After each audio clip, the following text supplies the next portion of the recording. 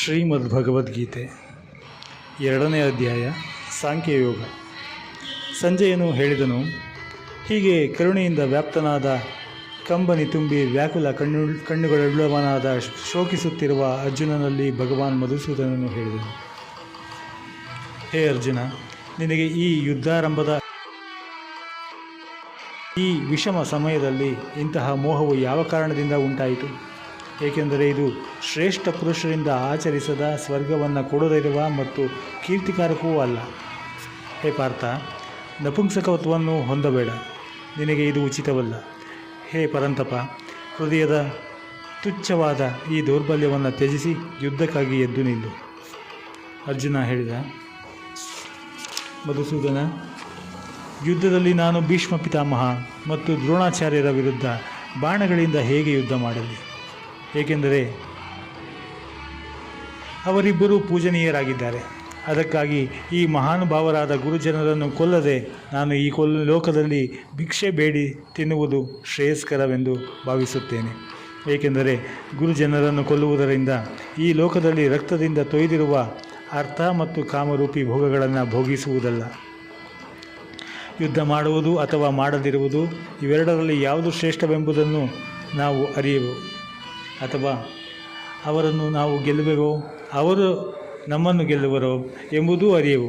ಅಲ್ಲದೆ ಯಾರನ್ನು ಕೊಂದು ನಾವು ಜೀವಿಸಿರಲು ಇಷ್ಟಪಡುವುದಿಲ್ಲವೋ ಅವರೇ ನಮ್ಮ ಆತ್ಮೀಯರಾದ ಧೃತರಾಷ್ಟ್ರನ ಪುತ್ರರು ನಮ್ಮ ಎದುರು ಪ್ರತಿಸ್ಪರ್ಧಿಗಳಾಗಿ ನಿಂತಿದ್ದಾರೆ. ಆದ್ದರಿಂದ ಹೇಳಿತನ ರೂಪಿ ದೋಷದಿಂದ ನಷ್ಟವಾಗಿರುವ ಸ್ವಭಾವವುಳ್ಳವನು ಹಾಗೂ ಧರ್ಮದ ವಿಷಯದಲ್ಲಿ ಮೋಹಿತ ಚಿತ್ತನಾಗಿರುವ ನಾನು ನಿನ್ನಲ್ಲಿ ಪ್ರಾರ್ಥಿಸುತ್ತೇನೆ. ನಿಶ್ಚಯವಾಗಿ ಶ್ರೇಯಸ್ಕರವಾದ ಸಾಧನೆಯನ್ನು ನನಗಾಗಿ ಹೇಳು.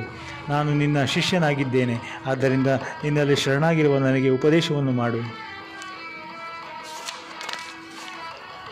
ಏಕೆಂದರೆ ಪೃಥ್ವಿಯ ಶತ್ರುರಹಿತವಾದ ಧನಧಾನ್ಯ ಸಮೃದ್ಧವಾದ ರಾಜ್ಯ ದೊರೆತರೂ ಅದು, ಅಥವಾ ದೇವತೆಗಳ ಒಡೆತನವನ್ನು ಪಡೆದರೂ ನನ್ನ ಇಂದ್ರಿಯಗಳನ್ನು ಸೊರಗಿಸುತ್ತಿರುವ ಶೋಕವನ್ನು ದೂರ ಮಾಡಬಲ್ಲ ಯಾವ ಉಪಾಯವೂ ನನಗೆ ಕಾಣುವುದಿಲ್ಲ.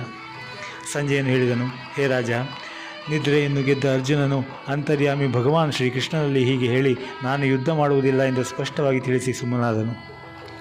ಹೇ ಭರತವಂಶಿ ಧೃತರಾಷ್ಟ್ರ, ಅಂತರ್ಯಾಮಿ ಭಗವಾನ್ ಶ್ರೀಕೃಷ್ಣನು ಎರಡೂ ಸೈನ್ಯಗಳ ಮಧ್ಯದಲ್ಲಿ ಶೋಕಿಸುತ್ತಿರುವ ಆ ಅರ್ಜುನನಿಗೆ ನಗುತ್ತಿರುವವನಂತೆ ಈ ಮಾತುಗಳನ್ನು ಹೇಳಿದನು. ಹೇ ಅರ್ಜುನ, ನೀನು ಯಾರಿಗಾಗಿ ಶೋಕಿಸಬಾರದೋ ಅವರಿಗಾಗಿ ಶೋಕಿಸುತ್ತಿರುವೆ ಹಾಗೂ ಪಂಡಿತರಂತೆ ಮಾತನಾಡುತ್ತಿರುವೆ. ಆದರೆ ಯಾರ ಪ್ರಾಣಗಳು ಹೋಗಿರುವವೋ ಅವರಿಗಾಗಿ ಮತ್ತು ಯಾರ ಪ್ರಾಣಗಳು ಹೋಗಿಲ್ಲವೋ ಅವರಿಗಾಗಿಯೂ ಪಂಡಿತರು ಶೋಕಿಸುವುದಿಲ್ಲ. ನಾನು ಯಾವುದೇ ಕಾಲದಲ್ಲಿ ಇರಲಿಲ್ಲ, ನೀನು ಇರಲಿಲ್ಲ, ಅಥವಾ ಈ ರಾಜರೂ ಇರಲಿಲ್ಲ ಎಂಬುದಿಲ್ಲ.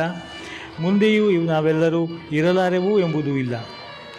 ಜೀವಾತ್ಮನಿಗೆ ಈ ದೇಹದಲ್ಲಿ ಬಾಲ್ಯ, ಯೌವನ ಮತ್ತು ವೃದ್ಧಾವಸ್ಥೆಗಳು ಉಂಟಾಗುವಂತೆ ಬೇರೆ ಬೇರೆ ಶರೀರವು ದೊರೆಯುತ್ತದೆ. ಈ ವಿಷಯದಲ್ಲಿ ಧೀರ ಪುರುಷರು ಮೋಹಿತರಾಗುವುದಿಲ್ಲ. ಎಲೆ ಕುಂತಿಪುತ್ರ, ಶೀತ, ಉಷ್ಣ, ಸುಖ, ದುಃಖ ಮುಂತಾದ ವಿಷಯಗಳು ಇಂದ್ರಿಯಗಳೊಡನೆ ಸಂಯೋಗವಾಗುತ್ತವೆ. ಅನಿತ್ಯವಾದವು ಉತ್ಪನ್ನವಾಗುತ್ತವೆ ಹಾಗೂ ನಾಶವಾಗುತ್ತವೆ. ಆದ್ದರಿಂದ ಅರ್ಜುನನೇ, ಅವುಗಳನ್ನು ನೀನು ಸಹಿಸು. ಏಕೆಂದರೆ ಹೇ ಪುರುಷ ಶ್ರೇಷ್ಠನೇ, ಸುಖ ದುಃಖಗಳನ್ನು ಸಮಾನವಾಗಿ ತಿಳಿಯುವ ಧೀರ ಪುರುಷನನ್ನು ಈ ಇಂದ್ರಿಯ ಮತ್ತು ವಿಷಯಗಳ ಸಂಯೋಗವು ವ್ಯಾಕುಲಗೊಳಿಸುವುದಿಲ್ಲ. ಅವನು ಮೋಕ್ಷಕ್ಕೆ ಯೋಗ್ಯನಾಗುತ್ತಾನೆ. ಅಸದ್ವಸ್ತುವಿಗೆ ಇರುವಿಕೆ ಇಲ್ಲ ಮತ್ತು ಸದ್ವಸ್ತುವಿಗೆ ಅಭಾವವಿಲ್ಲ. ಇವೆರಡರ ತತ್ವವನ್ನು ತತ್ವಜ್ಞಾನಿ ಪುರುಷರು ನೋಡಿದ್ದಾರೆ. ಯಾವುದರಿಂದ ಈ ಸಂಪೂರ್ಣ ದೃಶ್ಯ ಜಗತ್ತು ವ್ಯಾಪ್ತವಾಗಿದೆಯೋ ಅದನ್ನು ನೀನು ನಾಶರಹಿತವಾದುದೆಂದು ತಿಳಿ. ಈ ಅವಿನಾಶಿಯ ವಿನಾಶವನ್ನು ಯಾರೂ ಮಾಡಲಾರರು. ಈ ನಾಶರಹಿತ, ಎಣಿಸಲಾರದ ನಿತ್ಯ ಸ್ವರೂಪನಾದ ಜೀವಾತ್ಮನ ಈ ಶರೀರಗಳು ನಾಶವುಳ್ಳವುಗಳೆಂದು ಹೇಳಲಾಗಿದೆ. ಅದಕ್ಕಾಗಿ ಹೇ ಭರತವಂಶಿ ಅರ್ಜುನನೇ, ನೀನು ಯುದ್ಧ ಮಾಡು. ಈ ಆತ್ಮನನ್ನು ಕೊಲ್ಲುವವನೆಂದು ತಿಳಿಯುವವನು ಹಾಗೂ ಇವನು ಸತ್ತವನೆಂದು ತಿಳಿಯುವವನು ಇವರಿಬ್ಬರೂ ತಿಳಿದವರಲ್ಲ. ಏಕೆಂದರೆ ಈ ಆತ್ಮನು ವಾಸ್ತವವಾಗಿ ಯಾರನ್ನೂ ಕೊಲ್ಲುವುದಿಲ್ಲ ಮತ್ತು ಯಾರಿಂದಲೂ ಸಾಯುವುದಿಲ್ಲ. ಈ ಆತ್ಮನು ಎಂದೂ ಹುಟ್ಟುವುದಿಲ್ಲ, ಸಾಯುವುದೂ ಇಲ್ಲ. ಹಾಗೆಯೇ ಒಮ್ಮೆ ಉತ್ಪತ್ತಿಯಾಗಿ ಮತ್ತೆ ಇರುತ್ತಾನೆ ಎಂಬುದೂ ಇಲ್ಲ. ಏಕೆಂದರೆ ಇವನು ಜನ್ಮರಹಿತನು, ನಿತ್ಯನು, ಸನಾತನನು ಮತ್ತು ಪುರಾತನನೂ ಆಗಿದ್ದಾನೆ. ಶರೀರವು ನಾಶವಾದರೂ ಇವನು ನಾಶವಾಗುವುದಿಲ್ಲ. ಹೇ ಪಾರ್ಥ, ಈ ಆತ್ಮನನ್ನು ನಾಶರಹಿತನು, ನಿತ್ಯನು, ಅಜನ್ಮನು ಮತ್ತು ಅವ್ಯಯನೆಂದು ತಿಳಿಯುವ ಪುರುಷನು ಯಾರನ್ನಾದರೂ ಹೇಗೆ ಕೊಲ್ಲಿಸುತ್ತಾನೆ ಅಥವಾ ಯಾರನ್ನು ಹೇಗೆ ಕೊಲ್ಲುತ್ತಾನೆ? ಮನುಷ್ಯನು ಹಳೆಯ ವಸ್ತ್ರಗಳನ್ನು ಬಿಸಿಟು ಬೇರೆ ಹೊಸ ವಸ್ತ್ರಗಳನ್ನು ಧರಿಸುವಂತೆಯೇ ಜೀವಾತ್ಮನು ಹಳೆಯ ಶರೀರಗಳನ್ನು ಬಿಸಿಟು ಬೇರೆ ಹೊಸ ಶರೀರಗಳನ್ನು ಪಡೆಯುತ್ತಾನೆ. ಈ ಆತ್ಮವನ್ನು ಶಸ್ತ್ರಗಳು ಕತ್ತರಿಸಲಾರವು, ಇದನ್ನು ಬೆಂಕಿಯು ಸುಡಲಾರದು, ಇದನ್ನು ನೀರು ತೋಯಿಸಲಾರದು ಮತ್ತು ಗಾಳಿಯೂ ಒಣಗಿಸಲಾರದು. ಏಕೆಂದರೆ ಈ ಆತ್ಮವು ಕತ್ತರಿಸಲಾಗದ, ಸುಡಲಾರದ, ನೆನೆಯದ ಮತ್ತು ನಿಸ್ಸಂದೇಹವಾಗಿ ಒಣಗಲಾರದ್ದಾಗಿದೆ. ಹಾಗೆಯೇ ಈ ಆತ್ಮನು ನಿತ್ಯ, ಸರ್ವವ್ಯಾಪಿ, ಅಚಲ, ಸ್ಥಿರವಾಗಿರುವ ಸನಾತನವಾಗಿದೆ. ಈಶ್ವರನು ಈ ಆತ್ಮನು ಅವ್ಯಕ್ತವೂ ಅಚಿಂತ್ಯವೂ ಮತ್ತು ವಿಕಾರರಹಿತವೂ ಆಗಿದೆ ಎಂದು ಹೇಳಲಾಗುತ್ತದೆ. ಆದ್ದರಿಂದ ಹೇ ಅರ್ಜುನ, ಈ ಆತ್ಮನನ್ನು ಮೇಲೆ ಹೇಳಿದ ಪ್ರಕಾರವಾಗಿ ತಿಳಿದುಕೊಂಡು ನೀನು ಶೋಕಿಸುವುದು ಉಚಿತವಲ್ಲ. ಆದರೂ ಒಂದು ವೇಳೆ ನೀನು ಈ ಆತ್ಮನು ಸದಾ ಹುಟ್ಟುವವನು ಹಾಗೂ ಸದಾ ಸಾಯುವವನು ಎಂದು ತಿಳಿದಿದ್ದರೂ ಕೂಡ, ಹೇ ಮಹಾಬಾಹುವೆ, ನೀನು ಈ ಪ್ರಕಾರವಾಗಿ ಶೋಕಿಸುವುದಕ್ಕೆ ಯೋಗ್ಯನಲ್ಲ. ಏಕೆಂದರೆ ಈ ಅಭಿಪ್ರಾಯಕ್ಕೆ ಅನುಸಾರವಾಗಿ ಹುಟ್ಟಿದವನ ಸಾವು ನಿಶ್ಚಿತವಾಗಿದೆ ಮತ್ತು ಸತ್ತವನ ಹುಟ್ಟು ನಿಶ್ಚಿತವಾಗಿದೆ. ಆದ್ದರಿಂದ ಈ ಉಪಾಯವಿಲ್ಲದ ವಿಷಯದಲ್ಲಿ ನೀನು ಶೋಕಿಸುವುದು ಯೋಗ್ಯವಲ್ಲ. ಹೇ ಅರ್ಜುನ, ಸಮಸ್ತ ಪ್ರಾಣಿಗಳು ಹುಟ್ಟುವ ಮೊದಲು ಅಪ್ರಕಟವಾಗಿರುತ್ತವೆ ಮತ್ತು ಸತ್ತ ನಂತರವೂ ಅಪ್ರಕಟವಾಗುತ್ತವೆ. ಕೇವಲ ಮಧ್ಯದಲ್ಲಿ ಮಾತ್ರ ಪ್ರಕಟವಾಗಿರುತ್ತದೆ. ಇಂತಹ ಸ್ಥಿತಿಯಲ್ಲಿ ಏಕೆ ಶೋಕಿಸಬೇಕು? ಯಾರೋ ಒಬ್ಬ ಮಹಾಪುರುಷನು ಈ ಆತ್ಮನನ್ನು ಆಶ್ಚರ್ಯದಂತೆ ನೋಡುತ್ತಾನೆ ಮತ್ತು ಹಾಗೆಯೇ ಬೇರೆ ಯಾರೋ ಮಹಾಪುರುಷನು ಇದರ ತತ್ವವನ್ನು ಆಶ್ಚರ್ಯದಂತೆ ವರ್ಣಿಸುತ್ತಾನೆ. ಬೇರೆ ಯಾರೋ ಅಧಿಕಾರಿ ಪುರುಷನು ಇದನ್ನು ಆಶ್ಚರ್ಯದಂತೆ ಕೇಳುತ್ತಾನೆ ಮತ್ತು ಕೆಲವರಾದರೂ ಕೇಳಿಯೂ ಕೂಡ ಇದನ್ನು ಅರಿಯಲಾರರು. ಈ ಆತ್ಮನು ಎಲ್ಲರ ಶರೀರಗಳಲ್ಲಿ ಸದಾ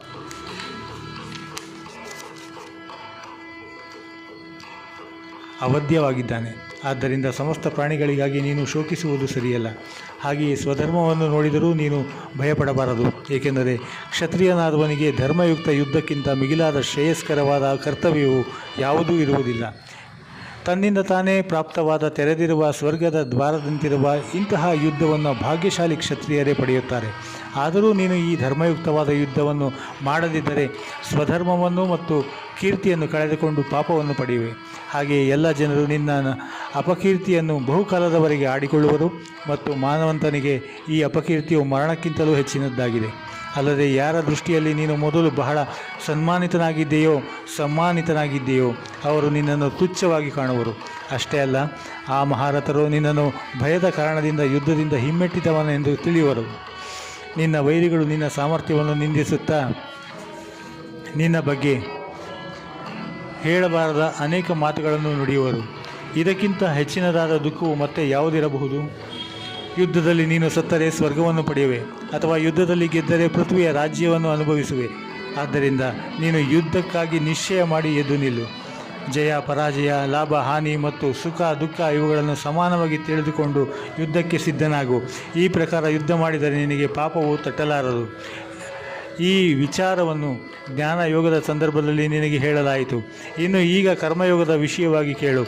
ಈ ಬುದ್ಧಿಯಿಂದ ಕೂಡಿದ್ದರೆ ನೀನು ಕರ್ಮ ಬಂಧನಗಳನ್ನು ಹೆಚ್ಚಾಗಿ ಕಳಚಿಕೊಳ್ಳುವೆ. ಈ ಕರ್ಮಯೋಗದಲ್ಲಿ ಉಪಕ್ರಮದ ಅರ್ಥಾತ್ ಬೀಜದ ನಾಶವಾಗುವುದಿಲ್ಲ ಹಾಗೂ ಇದರಲ್ಲಿ ವಿರುದ್ಧವಾದ ಫಲರೂಪಿ ದೋಷವೂ ಇಲ್ಲ. ಇಷ್ಟೇ ಅಲ್ಲ, ಈ ಕರ್ಮಯೋಗ ರೂಪ ಧರ್ಮದ ಸ್ವಲ್ಪ ಸಾಧನವೂ ಜನ್ಮ ಮೃತ್ಯು ರೂಪ ದೊಡ್ಡ ಭಯದಿಂದ ರಕ್ಷಿಸುತ್ತದೆ. ಈ ಕರ್ಮಯೋಗದಲ್ಲಿ ನಿಶ್ಚಯಾತ್ಮಿಕ ಬುದ್ಧಿಯು ಒಂದೇ ಇರುತ್ತದೆ. ಆದರೆ ಅಸ್ಥಿರ ವಿಚಾರವುಳ್ಳ ಅವಿಚಾರಿ ಸಕಾಮರಾದ ಮನುಷ್ಯರ ಬುದ್ಧಿಯು ನಿಶ್ಚಯವಾಗಿ ಅನೇಕ ಕವಲುಗಳಿಂದ ಕೂಡಿದ್ದು ಅನಂತವಾಗಿರುತ್ತದೆ. ಎಲೆ ಅರ್ಜುನ, ವಿವೇಕಹೀನರಾದ ಜನರು, ಪ್ರಾಪಂಚಿಕ ಭೋಗಗಳಲ್ಲಿ ತನ್ಮಯರಾಗಿರುವವರು, ಅವರ ಕರ್ಮಫಲವನ್ನು ಪ್ರಶಂಸಿಸುವ ವೇದ ವಾಕ್ಯಗಳನ್ನು ಪ್ರೀತಿಸುವವರು, ಸ್ವರ್ಗವೇ ಪರಮ ಪ್ರಾಪ್ತಿಯ ವಸ್ತುವಾಗಿದೆ ಅವರಿಗೆ ಹಾಗೂ ಸ್ವರ್ಗಕ್ಕಿಂತ ಮಿಗಿಲಾದರೂ ಇನ್ನೊಂದು ವಸ್ತುವೇ ಇಲ್ಲ ಎಂದು ಹೇಳುವವರು ಇಂತಹ ಪುಷ್ಟಿತ ಅರ್ಥಾತ್ ತೋರಿಕೆಗೆ ಮಾತ್ರ ಶೋಭಿಸುವ ಭಾಷೆಯನ್ನು ಮಾತನಾಡುತ್ತಾರೆ. ಅವರ ಈ ಭಾಷೆ ಜನ್ಮರೂಪಿ ಕರ್ಮಫಲವನ್ನು ಕೊಡುವುದು ಹಾಗೂ ಭೋಗ ಮತ್ತು ಐಶ್ವರ್ಯದ ಪ್ರಾಪ್ತಿಗಾಗಿ ಅನೇಕ ಪ್ರಕಾರದ ಕ್ರಿಯೆಗಳ ವರ್ಣನೆ ಮಾಡುವುದಾಗಿದೆ. ಭಾಷೆಯಿಂದ ಅವರ ಚಿತ್ತವು ಆಕರ್ಷಿತವಾಗಿ ಭೋಗ ಮತ್ತು ಐಶ್ವರ್ಯಗಳಲ್ಲಿ ಅತ್ಯಂತ ಆಸಕ್ತರಾದ ಪುರುಷರಿಗೆ ಪರಮಾತ್ಮನಲ್ಲಿ ನಿಶ್ಚಯಾತ್ಮಿಕ ಬುದ್ಧಿಯೂ ಇರುವುದಿಲ್ಲ. ಎಲೆ ಅರ್ಜುನ, ವೇದಗಳು ಮೇಲೆ ಹೇಳಿದಂತೆ 3 ಗುಣಗಳ ಕಾರ್ಯಗಳುಳ್ಳ ಸಮಸ್ತ ಭೋಗ ಮತ್ತು ಅವುಗಳ ಸಾಧನೆಗಳನ್ನು ಪ್ರತಿಪಾದಿಸುತ್ತವೆ. ಆದ್ದರಿಂದ ನೀನು ಆ ಭೋಗ ಮತ್ತು ಅವುಗಳ ಸಾಧನೆಗಳ ಕುರಿತು ಆಸಕ್ತನಾಗಬೇಡ. ಹರ್ಷ ಶೋಕಾದಿ ದ್ವಂದ್ವರಹಿತನಾಗಿ ನಿತ್ಯ ವಸ್ತುವಾದ ಪರಮಾತ್ಮನಲ್ಲಿ ಸ್ಥಿತನಾಗಿ ಯೋಗಕ್ಷೇಮವನ್ನು ಬಯಸದ ಅಂತಃಕರಣವನ್ನು ಹತೋಟಿಯಲ್ಲಿಡುವವನಾಗು. ಎಲ್ಲ ಕಡೆಗಳಿಂದ ತುಂಬಿದ ದೊಡ್ಡ ಜಲಾಶಯವು ದೊರಕಿದಾಗ ಸಣ್ಣ ಜಲಾಶಯದ ಅವಶ್ಯಕತೆ ಮನುಷ್ಯನಿಗೆ ಇರುವುದಿಲ್ಲ. ಹಾಗೆಯೇ ತತ್ವತಃ ಬ್ರಹ್ಮವನ್ನು ತಿಳಿದಿರುವ ಬ್ರಾಹ್ಮಣನಿಗೆ ವೇದಗಳ ಪ್ರಯೋಜನ ಇರುವುದಿಲ್ಲ. ನಿನಗೆ ಕರ್ಮ ಮಾಡಲು ಮಾತ್ರ ಅಧಿಕಾರವಿದೆ, ಅದರ ಫಲದ ವಿಷಯದಲ್ಲಿ ಎಂದಿಗೂ ಇಲ್ಲ. ಆದ್ದರಿಂದ ನೀನು ಕರ್ಮಗಳ ಫಲಗಳನ್ನು ಇಚ್ಛಿಸುವವನಾಗಬೇಡ. ಹಾಗೆಯೇ ಕರ್ಮ ಮಾಡದೇ ಇರುವ ಆಗ್ರಹವನ್ನೂ ಇಟ್ಟುಕೊಳ್ಳಬೇಡ. ಎಲೈ ಧನಂಜಯ, ನೀನು ಆಸಕ್ತಿಯನ್ನು ತ್ಯಜಿಸಿ ಸಿದ್ಧಿ ಅಸಿದ್ಧಿಗಳಲ್ಲಿ ಸಮಬುದ್ಧಿಯುಳ್ಳವನಾಗಿ ಯೋಗದಲ್ಲಿ ನೆಲೆ ನಿಂತು ಕರ್ತವ್ಯ ಕರ್ಮಗಳನ್ನು ಮಾಡು. ಸಮತ್ವವನ್ನೇ ಯೋಗ ಎಂದು ಹೇಳಲಾಗಿದೆ. ಈ ಸಮತ್ವರೂಪಿ ಬುದ್ಧಿ ಯೋಗಕ್ಕಿಂತ ಸಕಾಮ ಕರ್ಮವು ಅತ್ಯಂತ ತುಚ್ಛವಾಗಿದೆ. ಆದ್ದರಿಂದ ಧನಂಜಯನೇ, ನೀನು ಸಮಬುದ್ಧಿಯಲ್ಲಿಯೇ ರಕ್ಷಣೆಯ ಉಪಾಯವನ್ನು ಹುಡುಕು. ಅಂದರೆ ಬುದ್ಧಿಯೋಗವನ್ನೇ ಆಶ್ರಯಿಸು. ಏಕೆಂದರೆ ಫಲದ ಇಚ್ಛೆಯುಳ್ಳವರು ಅತ್ಯಂತ ದೀನರಾಗಿದ್ದಾರೆ. ಸಮಬುದ್ಧಿಯುಳ್ಳ ಪುರುಷನು ಪುಣ್ಯ ಮತ್ತು ಪಾಪಗಳೆರಡರನ್ನೂ ಇದೇ ಲೋಕದಲ್ಲಿ ತ್ಯಜಿಸುತ್ತಾನೆ, ಅಂದರೆ ಅವುಗಳಿಂದ ಮುಕ್ತನಾಗುತ್ತಾನೆ. ಆದ್ದರಿಂದ ನೀನು ಸಮತ್ವರೂಪಿ ಯೋಗಕ್ಕೆ ಅಂಟಿಕೊಂಡಿರು. ಈ ಸಮತ್ವರೂಪಿ ಯೋಗವೇ ಕರ್ಮಗಳಲ್ಲಿ ಕುಶಲತೆಯಾಗಿದೆ, ಅಂದರೆ ಕರ್ಮಬಂಧನದಿಂದ ಬಿಡುಗಡೆ ಹೊಂದುವ ಉಪಾಯವಾಗಿದೆ. ಏಕೆಂದರೆ ಸಮಬುದ್ಧಿಯುಕ್ತರಾದ ಜ್ಞಾನಿಗಳು ಕರ್ಮಗಳಿಂದ ಉಂಟಾಗುವ ಫಲವನ್ನು ತ್ಯಜಿಸಿ ಜನ್ಮರೂಪಿ ಬಂಧನದಿಂದ ಮುಕ್ತರಾಗಿ ನಿರ್ವಿಕಾರ ಪರಮಪದವನ್ನು ಹೊಂದುವರು.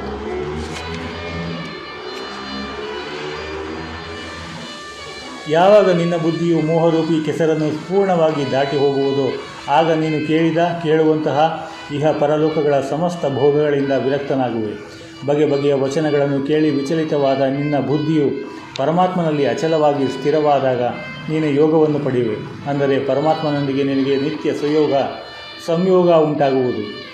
ಅರ್ಜುನನು ಕೇಳಿದನು, ಹೇ ಕೇಶವ, ಸಮಾಧಿಸ್ಥನಾಗಿ ಪರಮಾತ್ಮನನ್ನು ಪಡೆದಿರುವ ಸ್ಥಿರ ಬುದ್ಧಿಯುಳ್ಳ ಪುರುಷನ ಲಕ್ಷಣಗಳೇನು?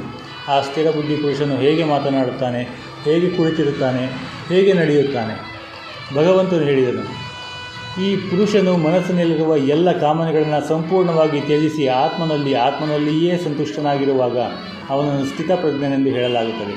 ದುಃಖದಾಯಕ ಪ್ರಸಂಗಗಳಲ್ಲಿ ಯಾರ ಮನಸ್ಸು ಉದ್ವಿಗ್ನವಾಗುವುದಿಲ್ಲವೋ, ಸುಖಗಳ ಪ್ರಾಪ್ತಿಯಲ್ಲಿ ಯಾರಿಗೆ ಸರ್ವಥಾ ಇಚ್ಛೆ ಇಲ್ಲವೋ, ಹಾಗೆ ಯಾರಿಗೆ ಪ್ರೀತಿ, ಭಯ ಮತ್ತು ಕ್ರೋಧ ಇವು ಇಲ್ಲವಾಗಿವೆಯೋ ಇಂತಹ ಮುನಿಯನ್ನು ಸ್ಥಿರಬುದ್ಧಿಯವನೆಂದು ಹೇಳಲಾಗುತ್ತದೆ.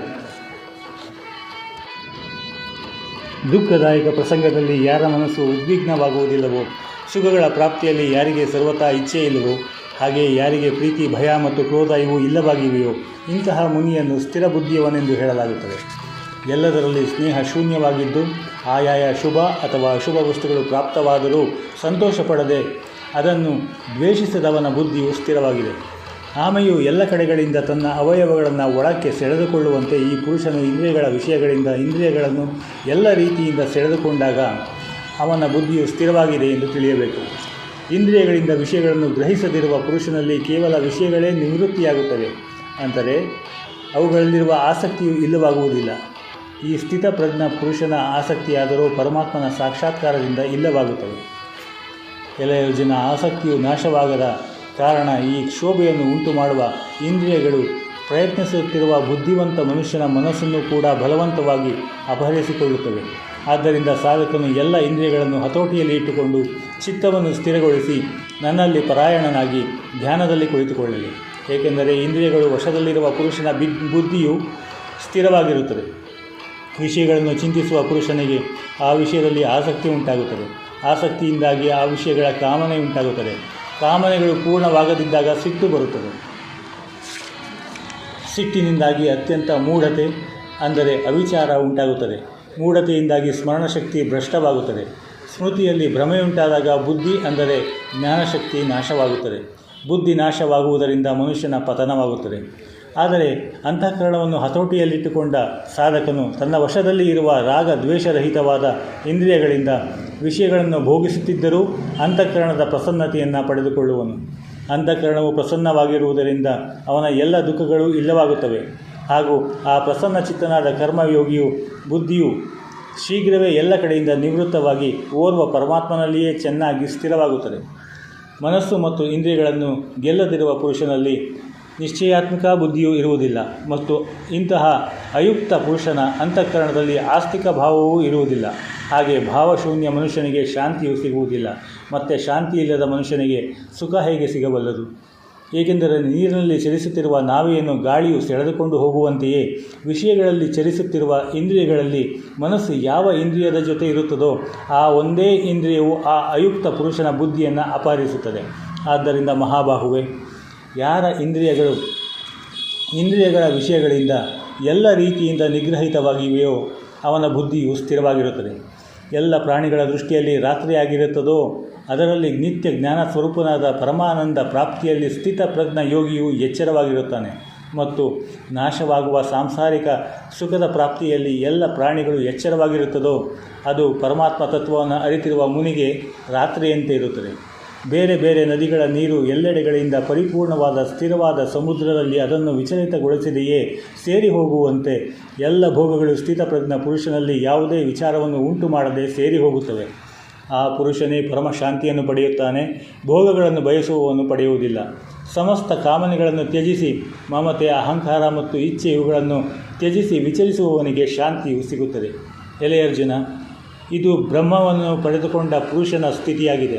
ಇದನ್ನು ಪಡೆದ ಯೋಗಿಯೂ ಎಂದೂ ಮೋಹಿತನಾಗುವುದಿಲ್ಲ ಹಾಗೂ ಅಂತ್ಯಕಾಲದಲ್ಲಿ ಈ ಬ್ರಾಹ್ಮಿ ಸ್ಥಿತಿಯಲ್ಲಿ ಸ್ಥಿತನಾಗಿದ್ದು ಬ್ರಹ್ಮಾನಂದವನ್ನು ಪಡೆಯುತ್ತಾನೆ.